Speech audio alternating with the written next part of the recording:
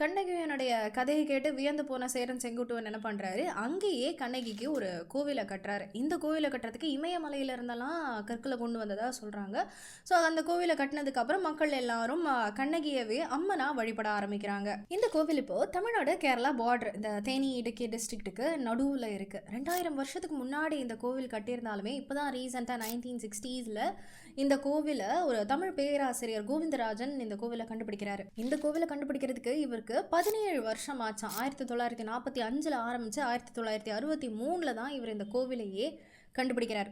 இவர் என்ன பண்ணுறாரு அப்படின்னா, சிலப்பதிகாரத்தை நல்லா படித்து அதில் இருக்க இந்த ஹிண்ட்டு க்ளூஸ் எல்லாத்தையும் எடுத்துகிட்டு கண்ணகி ட்ராவல் பண்ண அந்த ரூட்லேயே இவரும் ட்ராவல் பண்ணி போக ஆரம்பிக்கிறார். காடு மலையெல்லாம் கடந்து போகிறாரு. அங்கேருந்து சில பழங்குடி மக்கள் வாழற இடத்துக்கு போய் சேர்றாரு.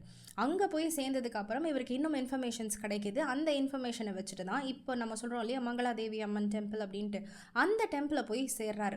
அங்கே போனதுக்கு அப்புறம் அங்கே இருக்க இந்த சிலை இருக்குது இல்லையா, இந்த சிலை வந்துட்டு ரொம்பவே பழசு, ரொம்ப 2000 வருஷத்துக்கு முன்னாடி அப்படிங்கிறதுனால அந்த கோவிலுமே சரியான மெயின்டெனன்ஸ் இல்லாமல் ரொம்பவே பாழடைஞ்சு போனதாக இருக்குது. அண்ட் இவர் இந்த கிடைச்ச ஹிண்ட் எல்லாம் வச்சு பார்க்கும்பொழுது சிலப்பதிகாரத்தோடையே ஒத்து இருக்கு அப்படிங்கிறதுனால இதுதான் சேரன் செங்குட்டுவன் கண்ணகிக்காக கட்டின கோவில் அப்படிங்கிறத கன்ஃபார்ம் பண்ணுறாரு.